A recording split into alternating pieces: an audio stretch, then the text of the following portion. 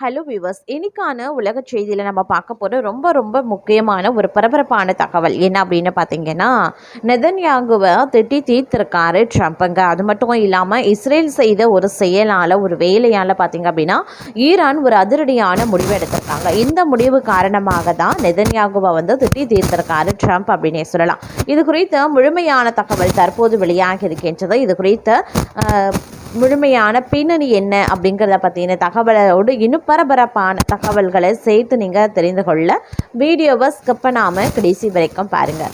வீடியோக்குள்ளே புகிறதுக்கு முன்னாடி இது வரைக்கும் நீங்கள் நம்ம சேனலை சப்ஸ்கிரைப் பண்ணலை அப்படின்னா உடனே சப்ஸ்கிரைப் பண்ணிக்கோங்க. அப்படியே பக்கத்தில் இருக்கக்கூடிய நோட்டிஃபிகேஷனுக்கான பில் பட்டனையும் ப்ரெஸ் பண்ணிக்கோங்க. சரி நேயர்களே, வாங்க வீடியோக்குள்ளே போகலாம். மத்திய கிழக்கு பகுதியில் போர் நிறுத்தம் அறிவிக்கப்பட்ட பின்பும் லெபனான் மீது இஸ்ரேல் நடத்தி வரக்கூடிய தொடர் அதிரடி வான்வழி தாக்குதல்கள் தற்போது எல்லையை கடந்த லெபனான் நகர் பெய்ட்ரூட்டா வரை சென்றிருக்கிறது. இது ஈரானுக்கு பெரும் கோபத்தை ஏற்படுத்தியுள்ளது மட்டும் அல்லாமல் அமெரிக்கா மற்றும் இஸ்ரேல் ஆகிய நாடுகளின் தலைவர்களுக்கு இடையே முரண்பாடு ஏற்பட்டு நட்பு முறியும் அளவிற்கு சென்றுள்ளது. அமெரிக்க அதிபர் டொனால்ட் ட்ரம்ப் இஸ்ரேல் பிரதமர் பெஞ்சமின் நெதன்யாகுவை தொலைபேசியில் கடுமையாகவே திட்டியிருக்கார். நீ என்ன செய்கிற என்று கோபத்துடன் கேட்ட ட்ரம்ப் நெதன்யாகுவை பைத்தியக்காரனா நீ என்று அழைத்ததாக வெளியான செய்திகள் சர்வதேச அளவில் பெரும் பரபரப்பையும் ஏற்படுத்தியிருக்கிறது. லெபனான் மீதான இஸ்ரேலின் தாக்குதல்கள் காரணமாக ஈரான் அமெரிக்காவுடனான பேச்சுவார்த்தைகளை முழுமையாக நிறுத்தப் போவதாக எச்சரித்துள்ளது. இந்த நிலையில் ட்ரம்ப் நெதன்யாகுவை நேற்று இரவு அழைத்து பேசியிருக்கார். இந்த உரையாடலில் ட்ரம்ப் மிகுந்த கோபத்துடன் இருந்துள்ளதாகவும் இஸ்ரேலின் அதிகப்படியான இராணுவ நடவடிக்கை உலக அளவில் இஸ்ரேலுக்கு எதிரான கோபத்தை அதிகரித்ததாக ட்ரம்ப் குற்றம் சாட்டினார். நான் உன்னை காப்பாற்றுகிறேன், நீ பைத்தியகாரத்தனமாக செயல்படுகிறாய் என்று ட்ரம்ப் கூறியதாக தகவல்கள் வெளியாகியிருந்தன. அமெரிக்கா தொடர்ந்து பதட்டத்தை தணிக்கும் முயற்சியில் ஈடுபட்டு வரும் நிலையில் அமெரிக்க அதிபர் டொனால்ட் ட்ரம்ப் மற்றும் இஸ்ரேல் பிரதமர் பெஞ்சமின் நெதன்யாகு இடையே கடும் வாக்குவாதம் நிறைந்த தொலைபேசி உரையாடல் நடைபெற்றது. இந்த உரையாடலின் போது லெபனானில் இஸ்ரேல் மேற்கொண்ட சமீபத்திய இராணுவ நடவடிக்கைகள் தொடர்ந்து நீடித்ததால் சர்வதேச அரங்கில் இஸ்ரேல் தனிமைப்படுத்தப்படும் என ட்ரம்ப் எச்சரித்ததாக தகவல்கள் தெரிவிக்கின்றன. இஸ்ரேல் தாக்குதலால் கோபமடைந்திருந்த ட்ரம்ப், நீ முற்றிலும் பைத்தியகாரத்தனமாக நடந்து கொண்டிருக்கிறாய், நான் இல்லை என்றால் நீ சிறையில் தான் இருப்பாய், நான் தான் உன்னை காப்பாற்றி கொண்டிருக்கிறேன், இப்போது அனைவரும் உன்னை வெறுக்க துவங்கி இருக்காங்க, இந்த சம்பவங்களால் இஸ்ரேலையும் அனைவரும் வெறுக்கிறாங்க அப்படின்னு கடுமையாக பேசியதாக ஊடகங்கள் குறிப்பிட்டிருக்கின்றன. உரையாடலில் ஒரு கட்டத்தில் நெதன்யாகுவை நோக்கி ட்ரம்ப், நீங்கள் என்ன செய்து கொண்டிருக்கிறீர்கள் என்று சத்தமாக கேட்டதாகவும் தகவல் வெளியாகியிருந்தன. இந்த ஃபோன் கால் தொடர்ந்து காலை லெபனானில் இருந்து இஸ்ரேல் நோக்கி 2 ஏவுகணைகள் ஏவப்பட்டிருக்கிறது. இஸ்ரேல் படை அவற்றை வெற்றிகரமாக வானிலேயே தடுத்து அழித்தும் இருக்கிறது. இந்த ஏவுகணை மூலம் வடக்கு இஸ்ரேல் பகுதிகளில் அவசர எச்சரிக்கை ஒலிகள் முழக்கமும் முழங்கின. இருப்பினும் எந்த உயிரிழப்போ அல்லது பெரிய சேதமோ ஏற்படல. இந்த சம்பவம் இஸ்ரேல் லெபனான் எல்லையில அமைதி முயற்சிகளுக்கு புதிய சவாலை ஏற்படுத்தி இருக்கின்றது. நெதன்யாகு தனது எக்ஸ் பக்கத்தில் ஹெஸ்புல்லா எங்கள் நகரங்களையும் மக்களையும் தாக்குவதை நிறுத்தாவிட்டால் பெய்ட்ரூட்டில் இருக்கக்கூடிய பயங்கரவாத இலக்குகளை தாக்குவோம், எங்களுடைய இந்த நிலைப்பாடு மாறாது என்று தெரிவித்திருந்தார்.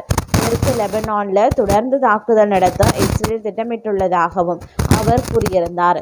ஈரான் நாடாளுமன்ற சபாநாயகர் கலிபாப் ஈரான் அமெரிக்காவுடனான பேச்சுவார்த்தைகளை நிறுத்தியுள்ளதாக அறிவித்திருந்தார்.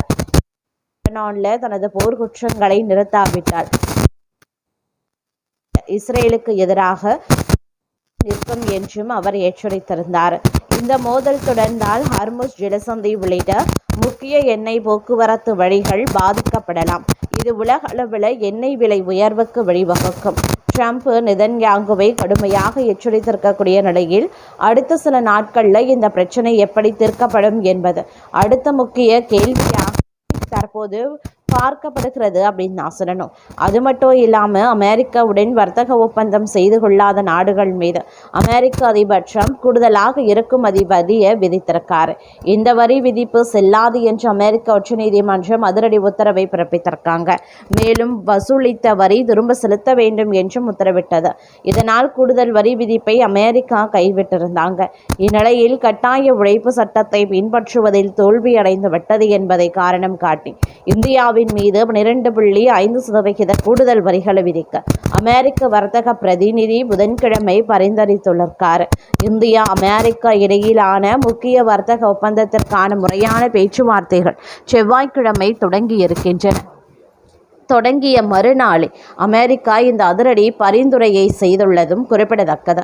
இந்தியா உள்பட 54 நாடுகளின் மீது இந்த 12.5% வரி விதிப்பை பரிந்துரைத்திருக்கக்கூடிய அமெரிக்கா வர்த்தக பிரதிநிதி அதே நேரத்தில் பாகிஸ்தான், கனடா, ஈக்வடா, ஐரோப்பிய ஒன்றியம், இந்தோனேஷியா மற்றும் மெக்சிகோ ஆகிய நாடுகளுக்கு 10% என்ற குறைந்த வரி விகிதத்தை பரிந்துரைத்துள்ளது.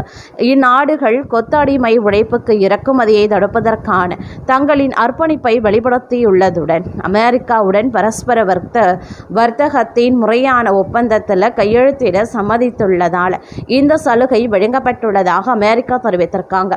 இது குறித்து அமெரிக்க வர்த்தக பிரதிநிதி வெளியிட்டிருக்கக்கூடிய அறிக்கையில் கொத்தடிமை உழைப்பு இறக்குமதி தடையை விதிப்பதிலையும் அதை திறம்பட அமல்படுத்துவதிலையும் இந்தியா தவறிவிட்டது நியாயமற்றது என நாங்கள் கண்டறிந்திருக்கிறோம். இந்தியாவின் தவறு அமெரிக்காவின் வர்த்தகத்திற்கு பாரமாகவும் முட்டுக்கட்டையாகவும் அமைந்துள்ளன. எனவே இந்த விசாரணையின் முடிவுகள் இந்தியாவின் இத்தகைய கொள்கைகளுக்கும் நடைமுறைகளும் அமெரிக்க வர்த்தகத்தை கட்டுப்படுத்துகின்றன என்பதை காட்டுகின்றன என கூறப்பட்டுள்ளது. கூடுதல் வரிகள் 2026 ஜூலை 7 முதலே விதிக்கப்பட வாய்ப்புகள் இருக்கின்றன. ஏனெனில் இந்த நடவடிக்கை குறித்து பொதுமக்களின் கருத்துக்களை அமெரிக்க வர்த்தக பிரதிநிதி கோரியிருக்காங்க.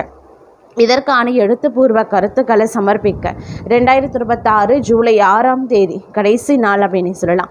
இது குறித்த பொது விசாரணை ஜூலை 7 நடைபெற திட்டமிடப்பட்டுள்ளது.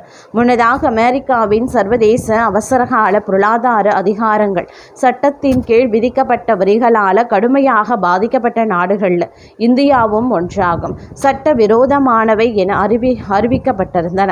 அந்த கடுமையான வரி விதிப்பால் வெளிநாட்டு முதலீடுகள் இந்தியாவை விட்டு வெளியேறியதுடன் இந்திய ரூபாயின் மதிப்பும் கடுமையாக வீழ்ச்சியடைந்தது. கடந்த ஓராண்டில் மட்டும் இந்திய ரூபாயின் மதிப்பு கிட்டத்தட்ட 12% சரிந்துள்ளது. ரஷ்யாவிடமிருந்து கச்சா எண்ணெய் இறக்குமதி செய்வதை இந்தியா படிப்படியாக குறைக்க வேண்டும் என்றும் மரபணு மாற்றப்பட்ட அமெரிக்க விவசாய பொருட்களை ஏற்றுக்கொள்ள வேண்டும் என்றும் அமெரிக்கா நிபந்தனை விதித்ததால் கடந்த பல மாதங்களாக இரு நாடுகளுக்கும் இடையேயான முறையான வர்த்தக ஒப்பந்தம் எட்டப்படாமல் தள்ளி போனது.